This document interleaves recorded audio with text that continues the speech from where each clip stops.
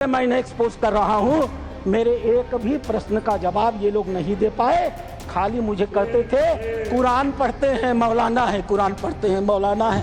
अरे कुरान मैं पढ़ता हूँ, तुम तो मुसलमान हो, बचपन से पढ़ते हो ना। मैं पढ़ूँ और बताऊँ कुरान में क्या लिखा है? मार हो जाएगी मार। मैं बताऊँगा इन्हें कारवा कहाँ लुटा है। मेरा भाषण समाप्त होने दीजिए, मैं ठीक से इन्हें एक्सपोज करने वाला हूं। प्लीज माननीय उपसभापति महोदय, अच्छा डिस्कशन आप चलने दें। मैं इनकी बातों को सुन रहा था और मैं इस सदन के संज्ञान में लाना चाहूँगा। माननीय सदस्य सैयद नासिर हुसैन जब इस बारी राज्यसभा में चुने गए, जब ये इनके जीत की घोषणा हुई, मैं उस समय कर्नाटक के बेंगलोर में था। कर्नाटक की विधानसभा में पाकिस्तान जिंदाबाद के नारे लगाए गए थे। भारतीय जनता पार्टी के कार्यकर्ताओं ने विरोध किया, उनको पकड़ करके जेल में भेज दिया गया। भारतीय जनता पार्टी के कार्यकर्ता जो इस पाकिस्तान जिंदाबाद के नारे का विरोध कर रहे थे, उन्हें जेल में भेज दिया गया और इन्हें प्रचित किया गया। ये लोग बैठाइए, इन्हें बैठाइए, ये बोल नहीं सकते। बैठ जाओ, बैठो, आपस में बात नहीं, प्लीज। ये हिंदू की बलमनसाहत है जो कुरान पढ़ के तुम्हें बताता नहीं है। अध्यक्ष महोदय दूसरी चीज, सरकार इनकी थी, इन्होंने वक्त को अभय दान दे दिया और क्या नारा दिया? जो जमीन सरकारी है वो जमीन हमारी है। सरकारी संपत्तियों पर कब्जा करने का ऐतिहासिक इन्होंने कर्म काहे किया है। उत्तर प्रदेश की 74% वक्त की संपत्तियां सरकारी जमीन पर कब्जा करके बनी है। तेलंगाना में 50% की संपत्तियां सरकारी जमीन पर कब्जा करके बनी हैं। पूरा अभयदान इनको मिला था अध्यक्ष महोदय, और उसका फल क्या हुआ? 2006 में सच्चर कमेटी की रिपोर्ट आई। सच्चर कमेटी ने कहा 4,50,000 संपत्ति है और 6 लाख एकड़ जमीन है। आज 2024 में 8,72,000 संपत्ति है और 37,94,000 एकड़ जमीन है। 2006 से 2023 6 लाख एकड़ से बढ़ करके 37,94,000 एकड़ जमीन इनकी हो गई। इन्हें बताना तो पड़ेगा सभापति महोदय कि आखिर 31 लाख अतिरिक्त जमीन इन्होंने पाई से कहां से है।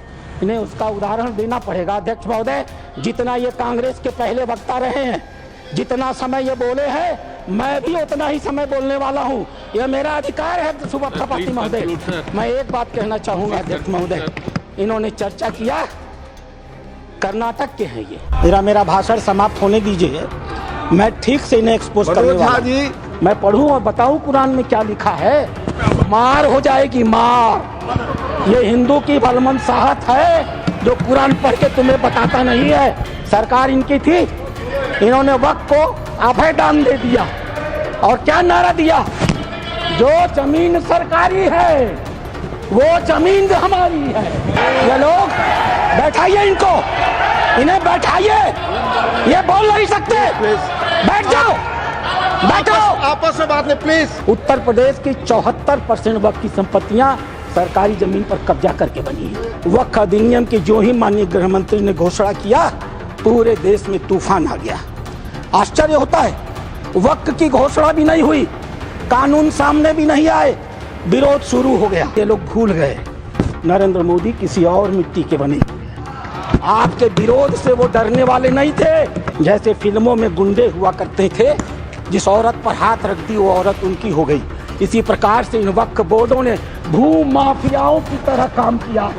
जिस जमीन पर हाथ रख दिया इन्होंने, वो जमीन उनकी हो गई। सरकारी जमीन पर कब्जा करके बनी है। तेलंगाना में 50% की संपत्तियां सरकारी जमीन पर कब्जा करके बनी है। पूरा अभयदान इनको मिला था अध्यक्ष महोदय, और उसका फल क्या हुआ? 2006 में सच्चर कमेटी की रिपोर्ट आई। सच्चर कमेटी ने कहा 4,50,000 संपत्ति है और 6 लाख एकड़ जमीन है। आज 2024 में 8,72,000 संपत्ति है और 37,94,000 एकड़ जमीन है। 2006 से 2023 6 लाख एकड़ से बढ़ करके 37,94,000 एकड़ जमीन इनकी हो गई। इन्हें बताना तो पड़ेगा सभापति महोदय कि आखिर 31 लाख अतिरिक्त जमीन इन्होंने पाई से कहां से है। इन्हें उसका उदाहरण देना पड़ेगा। अध्यक्ष महोदय, जितना ये कांग्रेस के पहले वक्ता रहे हैं, जितना समय ये बोले हैं, मैं भी उतना ही समय बोलने वाला हूं। यह मेरा अधिकार है सभापति महोदय। मैं एक बात कहना चाहूंगा अध्यक्ष महोदय, इन्होंने चर्चा किया, कर्नाटक के हैं ये,